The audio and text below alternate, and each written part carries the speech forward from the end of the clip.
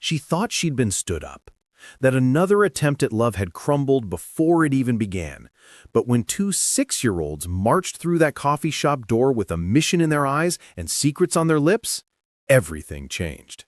They weren't supposed to be there. Their father had no idea. And what they were about to reveal would turn a failed date into the beginning of something neither she nor he ever saw coming. Before we continue, please tell us, where in the world are you tuning in from? We love seeing how far our stories travel. Kayla Emerson checked her phone for the 7th time in 3 minutes. 6:47. 17 minutes late.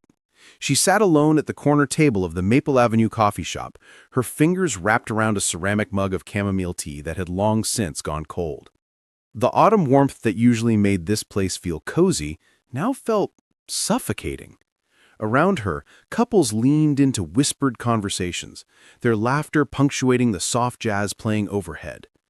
She was the only person sitting alone. Kayla told herself she'd give him 5 more minutes. 5 more minutes, and then she'd text Diane, her colleague who'd set this whole thing up, and tell her that blind dates just weren't her thing. That after 2 years of focusing solely on her veterinary practice, maybe she wasn't ready. Maybe she'd been right to keep her walls up. Just one coffee date, Diane had insisted, 3 days ago cornering Kayla in the clinic break room. His name is Matthew Caldwell, 34, architectural engineer, and Kayla, he's wonderful, trust me. But trust was hard, and sitting here, watching the door, feeling that familiar sting of disappointment creeping in, trust felt impossible. At 6:51 p.m., the bell above the door chimed.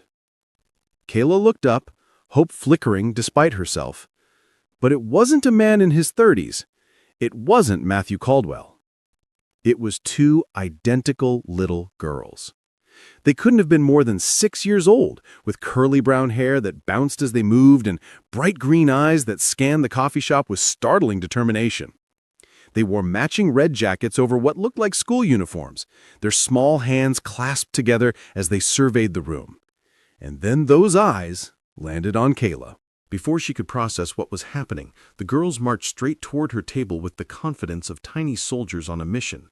The taller one, by maybe half an inch, stopped directly in front of Kayla, tilted her head, and asked with complete seriousness, "Are you Miss Kayla?" Kayla blinked. "Yes, I am. And you are?" "I'm Daisy," the girl announced, then gestured to her sister. "This is Hazel. Our daddy's sorry he's late." The world seemed to tilt slightly. These were Matthew's daughters. They had to be.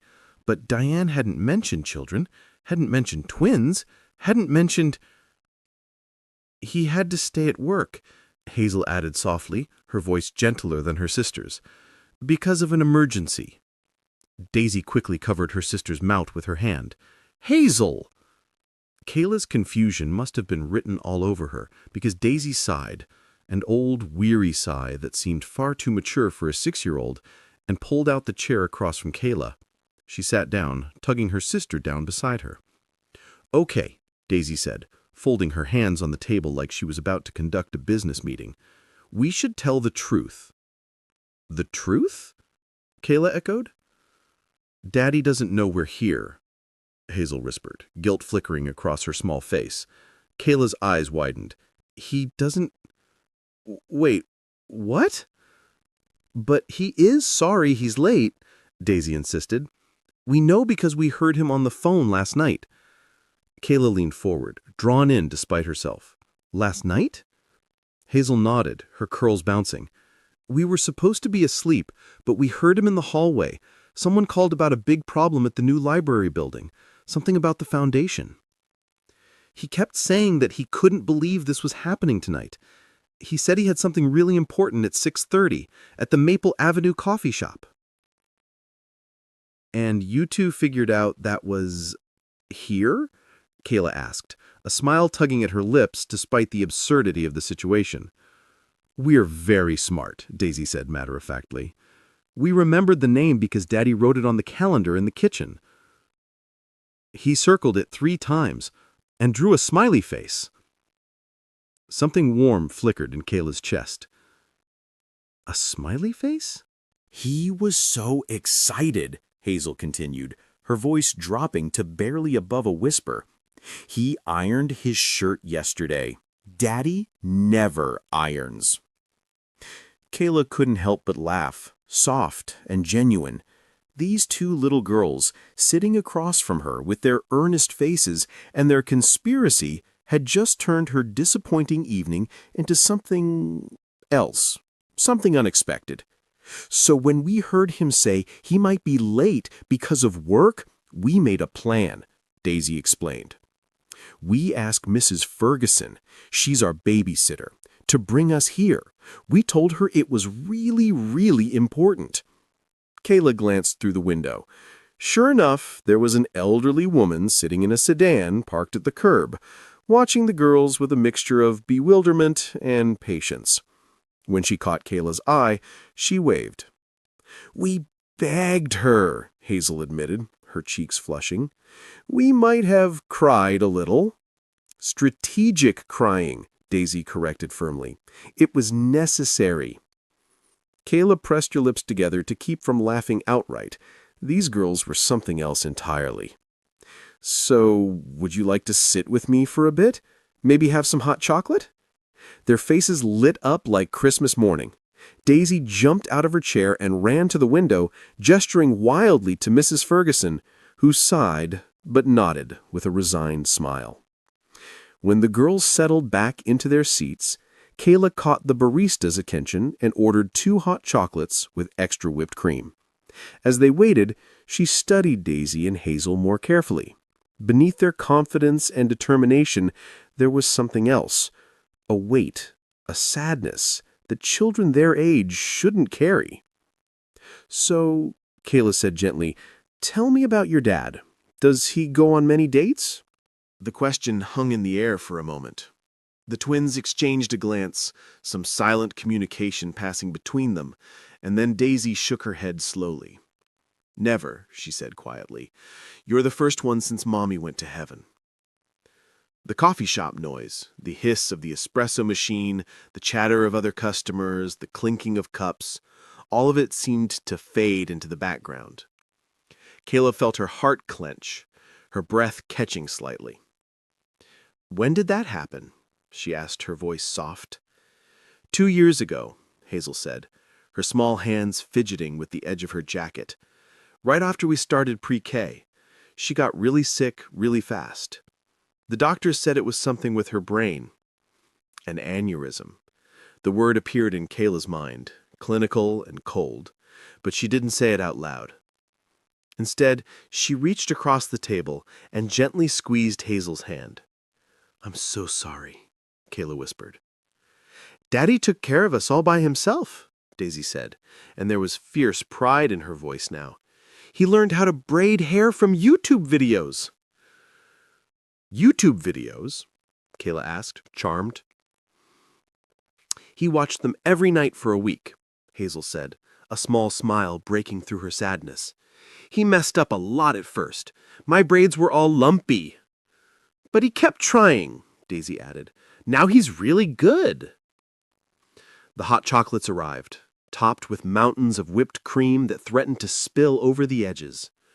The girls carefully lifted their mugs, trying to sip without getting cream on their noses. They failed spectacularly, and soon both had white mustaches that made them look like tiny, serious old men. Kayla laughed, and the sound felt good, genuine and light. He makes the best grilled cheese sandwiches, too, Hazel said, licking whipped cream from her upper lip. With 3 kinds of cheese. And he sings to us every night, Mommy's favorite songs. His voice isn't as pretty as hers was, but we don't tell him that. Kayla felt tears prick at her eyes.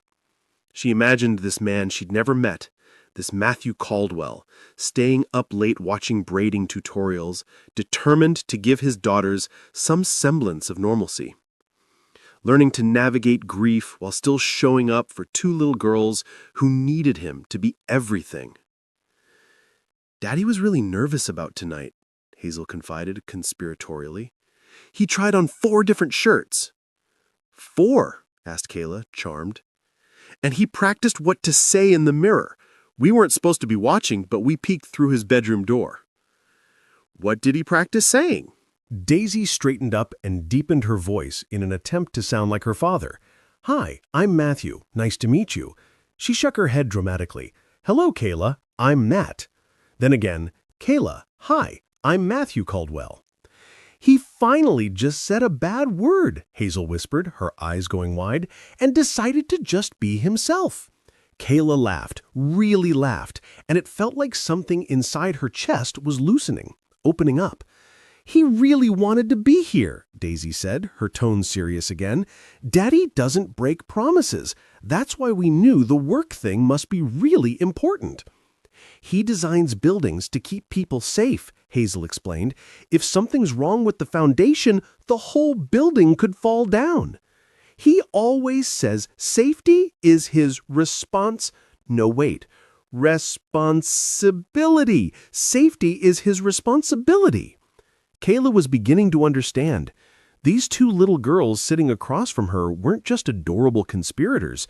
They were protectors. They were watching out for their father the same way he'd been watching out for them. "You two must be very proud of him," Kayla said softly. Both girls nodded in perfect unison. "He's the best daddy," they said together, their voices overlapping. Then Hazel's expression shifted, becoming somber. "But sometimes he's sad," she admitted, her voice dropping to barely above a whisper. "He looks at Mommy's picture when he thinks we're asleep. We see him standing in the hallway just staring at it." Kayla's throat tightened. "That's why we were happy when Aunt Diane said she found someone nice for him to meet," Daisy explained. "We want him to smile more, like he used to." Aunt Diane. The pieces clicked into place. Diane was Matthew's sister-in-law. That's why she'd been so insistent about this date. "We saw him this morning," Hazel said, and now there was a hint of brightness returning to her voice. "Daddy was humming while he made breakfast. Daddy only hums when he's really happy."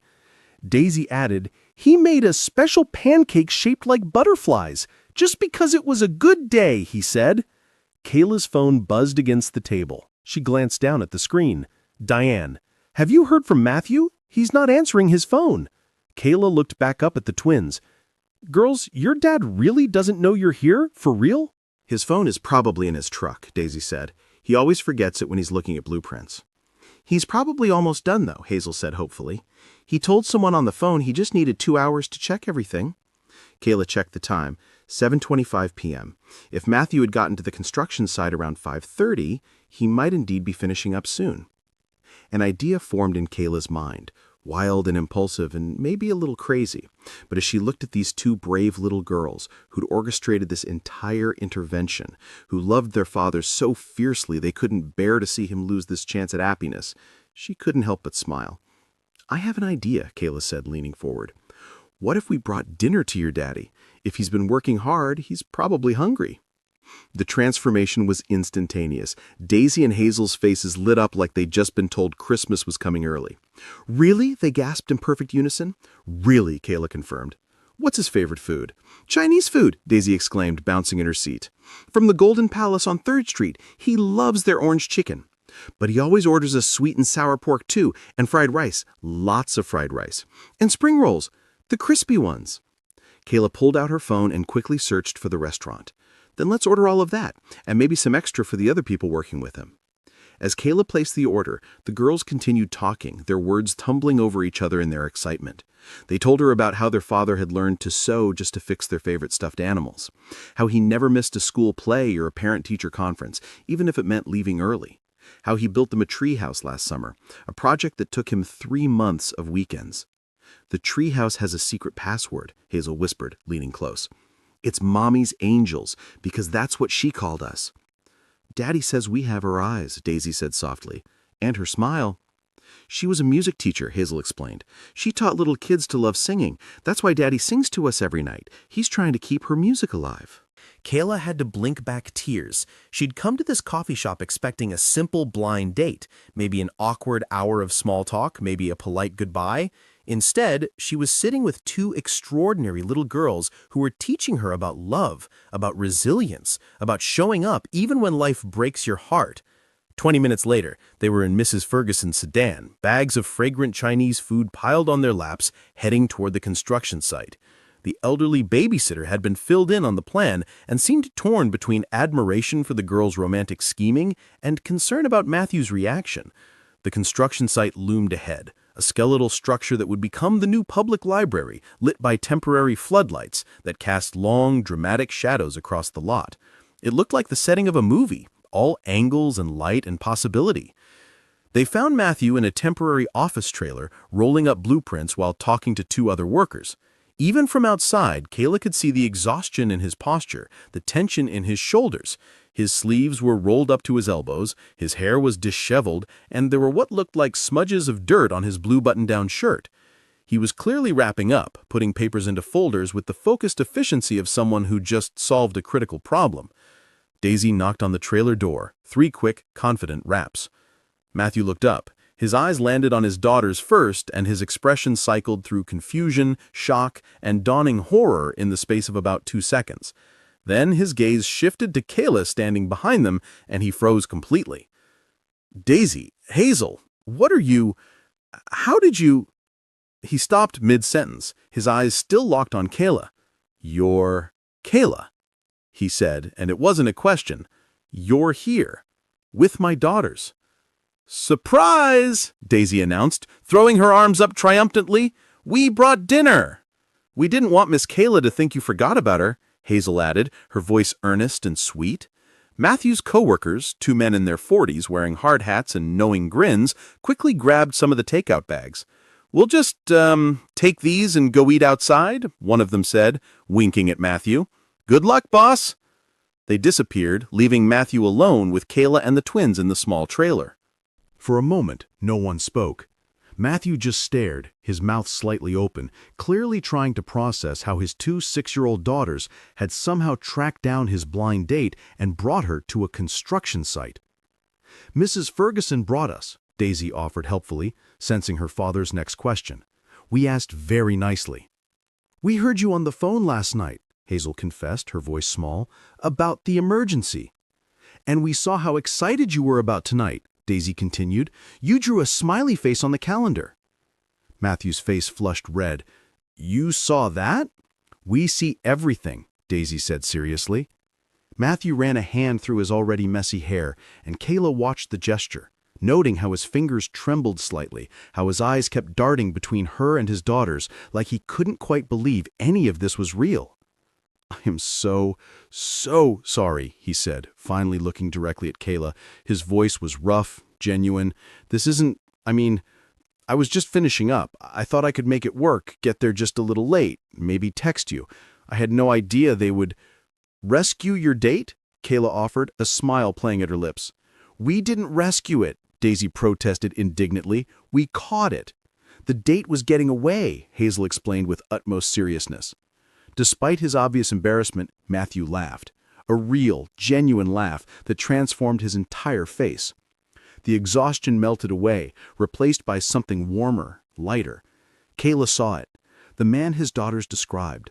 The one who made butterfly pancakes and learned to braid hair and sang lullabies even when his voice cracked. "My little rescuers," he said softly, pulling both girls into a hug. They wrapped their arms around his waist, and for a moment, the 3 of them were their own complete unit. When Matthew straightened up, he looked at Kayla again, and this time there was vulnerability in his eyes. "I understand if you want to forget this ever happened. Having your blind date crashed by 2 6-year-olds and turned into a construction site dinner with sawdust and emergency foundation repairs wasn't exactly the plan." Kayla looked at Daisy and Hazel, who were watching her with identical anxious expressions, their small hands clasped together tightly. She thought about the past hour, about hot chocolate and whipped cream mustaches, about stories of YouTube braiding tutorials and 3-cheese grilled cheese sandwiches, and a man who circled a date on his calendar with a smiley face because he was allowing himself to hope again. "Actually," Kayla said, meeting Matthew's eyes, "your daughters are extraordinary." "They get that from their mother," Matthew said automatically, then caught himself. His expression faltered. I mean, I didn't mean to. It's okay, Kayla said gently. They told me about her. She must have been wonderful. Something shifted in Matthew's face. The defensiveness, the fear of judgment, it softened. She was, he said simply. She would have laughed so hard about this, the girls staging a romantic intervention. Daddy, Hazel tugged on his sleeve, the orange chicken's getting cold. And Miss Kayla probably hasn't eaten either, Daisy pointed out pragmatically. Matthew looked down at the bags of food, then back at Kayla. Would you like to have dinner here? I mean, it's not the coffee shop and there's sawdust everywhere, but I'd love to, Kayla interrupted, and she meant it. They cleared a space on the desk, pushing aside blueprints and clipboards. Matthew found some paper plates in a supply cabinet, apologizing for the lack of proper dinnerware. As they spread out the Chinese food, the girls chattered excitedly, telling their father about their adventure while he shot Kayla apologetic looks that gradually transformed into something else: gratitude, wonder, tentative hope. So you really practiced your introduction 4 times? Kayla teased as she spooned fried rice onto her plate. Matthew groaned, covering his face with one hand. You told her about that? The blue shirt was best, Hazel noted seriously, studying her father. That's the one you picked. Kayla glanced at the shirt, wrinkled now from hours of work, but still clearly chosen with care. It's a good choice, she said softly. Matthew met her eyes, and the look that passed between them made Kayla's breath catch. It was brief, barely a second, but it was there. Recognition, attraction, possibility. Daddy, Hazel said suddenly, breaking the moment, are you going to ask Miss Kayla on another date? A real one this time? Will you actually show up on time? Daisy added helpfully. Matthew nearly choked on his spring roll. Girls, I like pancakes, Kayla said casually, her eyes twinkling. I hear someone makes them in funny shapes. The twins gasped in perfect, delighted synchronization. Yes, Daddy, ask her to Saturday pancakes. Matthew looked at Kayla, and there was something raw and hopeful in his expression that made her heart skip. Would you like to come for Saturday morning pancakes? He asked. I promise I'll actually be there this time. No foundation emergencies, no disappearing acts. 8 o'clock? Kayla suggested. 8 o'clock, and I'll even wear the blue shirt. It's a date, Kayla said. Behind Matthew's back, Daisy and Hazel high-fived each other with barely contained glee. Mission accomplished, Daisy whispered to her sister. But not quite quietly enough. I heard that, little conspirator, Matthew said, reaching over to ruffle her hair affectionately. Saturday morning arrived with golden autumn sunlight streaming through the kitchen windows of Matthew Caldwell's house. Kayla stood on the front porch at exactly 7:58 a.m., suddenly nervous in a way she hadn't been at the construction site. Before she could knock, the door flew open. You came! You came! You came! Daisy and Hazel shrieked in unison, still in their matching pajamas. They grabbed Kayla's hands and pulled her inside with surprising strength for such small humans. We've been waiting since 7 o'clock, Hazel confessed breathlessly. Daddy said we couldn't wake you up by calling, but we wanted to. The house smelled like butter and vanilla and coffee, warm and lived in and welcoming. Children's drawings covered the refrigerator. A basket of clean laundry sat on the couch, half folded. School backpacks hung on hooks by the door. And there, in the kitchen, was Matthew. He wore the blue shirt, freshly ironed this time, and jeans, and he had a smudge of flour on his left cheek. When he saw Kayla, he smiled, and it was nothing like the exhausted, stressed man from the construction site. This Matthew was lighter, brighter, more himself. You made it, he said, and there was relief in his voice. I made it, Kayla confirmed, and I'm very curious about these famous butterfly pancakes. They're the best, Hazel assured her solemnly. Sometimes Daddy messes up and makes blobs, but we eat those too. The morning unfolded like a dream, easy and natural and right. Matthew flipped pancakes while the girls showed Kayla their art projects from school. They ate at the kitchen table, sticky syrup covering small fingers and laughter filling the spaces between conversation. Kayla watched Matthew with his daughters, the way he wiped Hazel's face without her even asking, how he cut Daisy's pancakes into smaller pieces even though she insisted she could do it herself. The softness in his eyes when he looked at them. After breakfast, Hazel appeared at Kayla's side with a hairbrush and a hopeful expression. "Daddy's braids are good, but could you try?" Kayla's heart melted. "I'd love to." She sat on the couch with Hazel between her knees, gently brushing out the little girl's curls. Across the room, Matthew stood at the kitchen sink washing dishes, but Kayla could feel him watching. When she glanced up, their eyes met, and something passed between them. Something tender and significant. He'd let her into his daughter's world. This moment, this simple act of braiding a little girl's hair, it meant something. "Your braids are pretty," Hazel said softly when she finished. "Not as good as Daddy's," Kayla said loyally. "Maybe just as good," Hazel admitted with a shy smile. Daisy appeared then, bouncing on her toes. "Can we show Miss Kayla the treehouse?" Matthew glanced to Kayla, a question in his eyes. "If you want to see it. Fair warning, it's just a treehouse. The girls make it sound like a castle." "It is a castle," Daisy insisted indignantly. Outside, the autumn air was crisp and perfect. The treehouse sat in a large oak tree in the backyard, weathered wood with a rope ladder and a small window. Matthew had clearly built it with his own hands. It wasn't fancy or professional, but it was sturdy and loved. "You have to know the password," Hazel whispered to Kayla at the base of the tree. Kayla nut down to the girl's level. "What's the password?" The twins looked at each other, some silent conversation happening between them. Then Hazel leaned close and whispered, "Mommy's angels." "Mommy's angels," Kayla repeated softly, feeling the weight of being trusted with this sacred thing. The girls beamed and scrambled up the rope ladder. Kayla followed, with Matthew climbing up behind her. Inside, the treehouse was small but cozy. Cushions lined the floor, drawings covered the walls, mostly butterflies and rainbows. And in one corner, carefully placed, was a small framed photo of a beautiful woman with green eyes and curly brown hair. "That's Mommy," Daisy said simply. Kayla's throat tightened. She was beautiful. "Daddy built this the summer after she died. He worked on it every weekend. We helped sometimes, but mostly we just watched." Matthew's voice was quiet when he spoke. "I needed to build something. Something that would last. Something they could have that was permanent." Later, when the girls were playing in the yard, Matthew and Kayla sat on the back porch steps, coffee mugs warming their hands.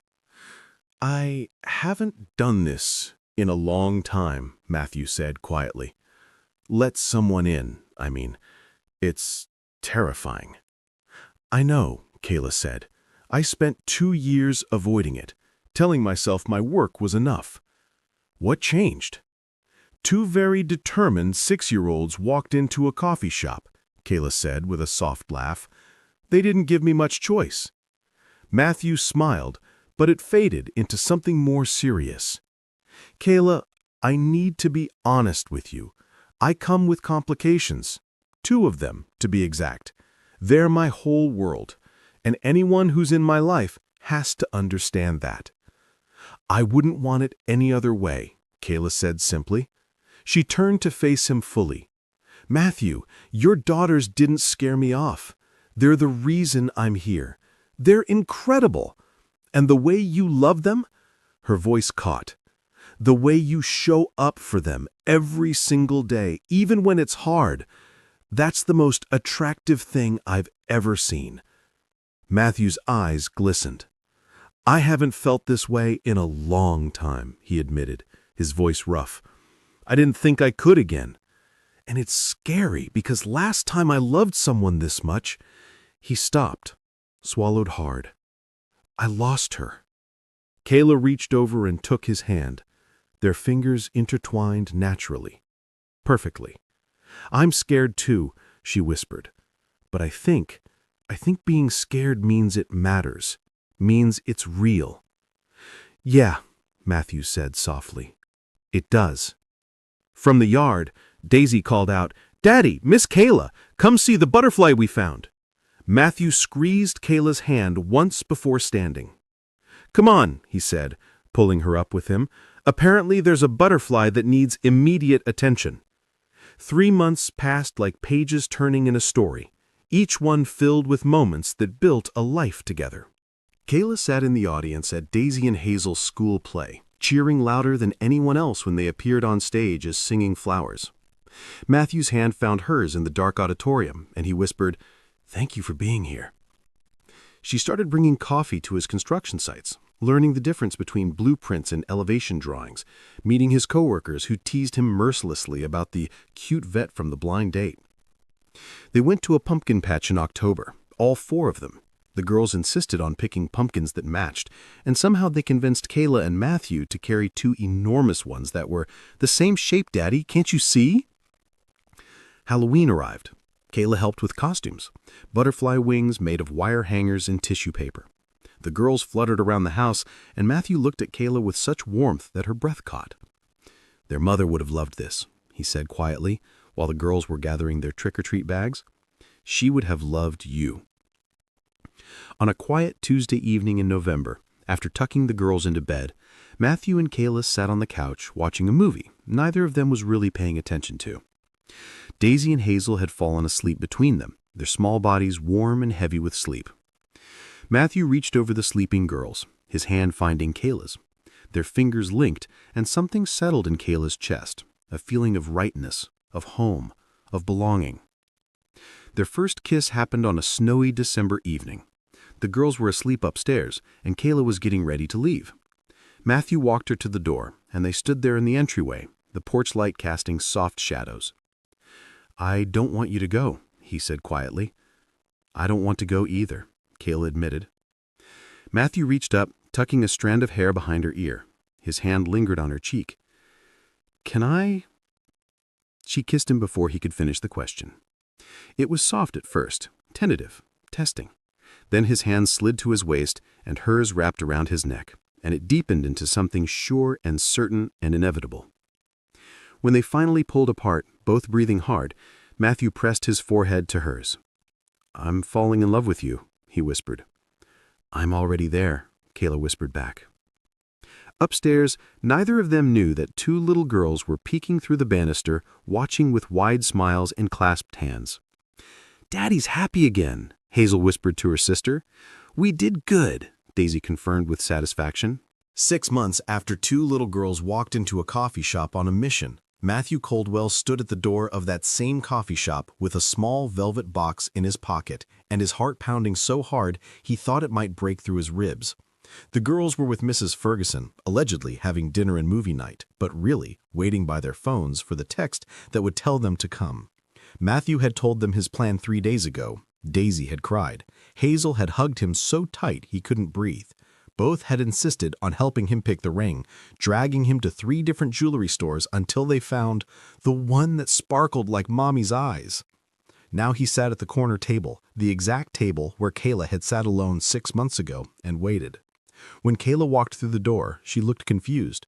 "Matthew, I thought we were meeting at the restaurant on 5th. "Come sit," he said, gesturing to the chair across from him.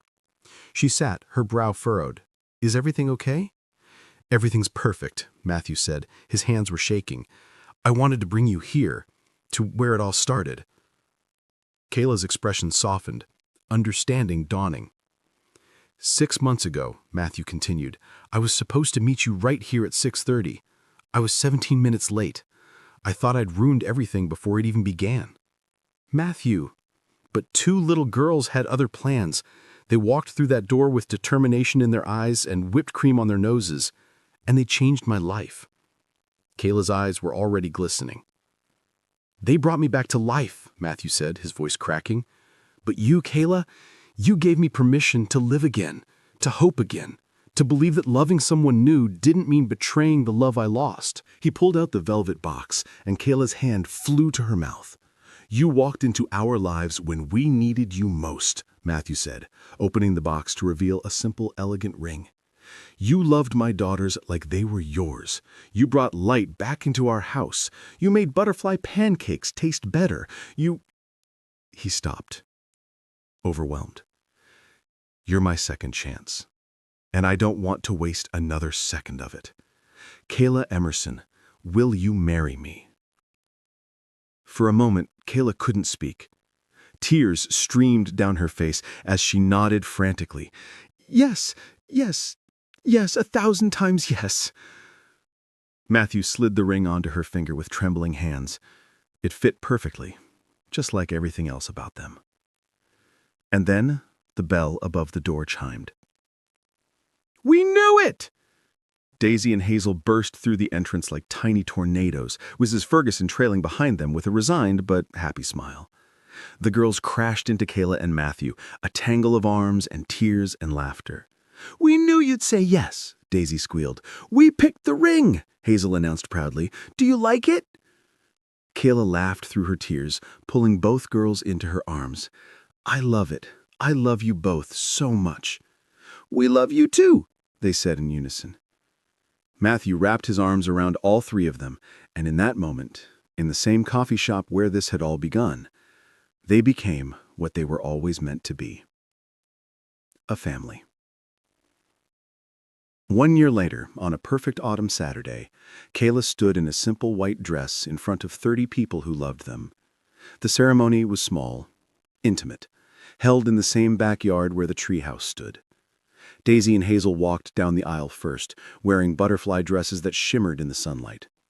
They carried a single white rose between them, which they carefully placed on an empty chair in the front row. A chair for the mother who couldn't be there, but whose love had shaped the daughters, who would now call Kayla family. When it was time for vows, Kayla's voice was steady, despite the tears on her cheeks. "I came to a coffee shop looking for a date. I found 2 little matchmakers instead. They rescued me as much as you rescued me. They taught me that love doesn't always arrive on time. Sometimes it's 17 minutes late, carried in by 2 brave girls who refused to let their daddy's happiness slip away." She turned to Daisy and Hazel, who stood beside her in their butterfly dresses. "Thank you for choosing me," she whispered. "Thank you for letting me love you." Matthew's vows were simple. "You gave me permission to love again," he said, his voice thick with emotion. "You taught me that honoring the past doesn't mean sacrificing the future. I love you, Kayla, forever." When they kissed, Daisy and Hazel cheered louder than anyone. At the reception, as the sun set golden over the yard, Kayla found herself standing alone for a moment near the treehouse. She looked up at the structure Matthew had built from grief and determination, and she whispered to the wind, "Thank you for raising such beautiful souls, for teaching them to be brave, for loving them so well that they knew how to recognize love when they saw it. I'll take care of them, I promise." She felt Matthew's arms wrap around her from behind. "She would have loved you," he murmured into her hair. "I hope so," Kayla said. "I know so." They stood there together watching Daisy and Hazel play with the other children at the reception, their butterfly wings catching the last light of day. Sometimes love doesn't arrive on time. Sometimes it's 17 minutes late, carried by 2 little girls who refuse to let it slip away. Sometimes the best things in life come wrapped in chaos and whipped cream and construction site dinner. Sometimes you walk into a coffee shop looking for coffee and walk out with a family. That's the thing about second chances. They don't always arrive the way you expect. But when they do, when you're brave enough to say yes to the messy, unexpected, beautiful possibility of it all, that's when the real story begins.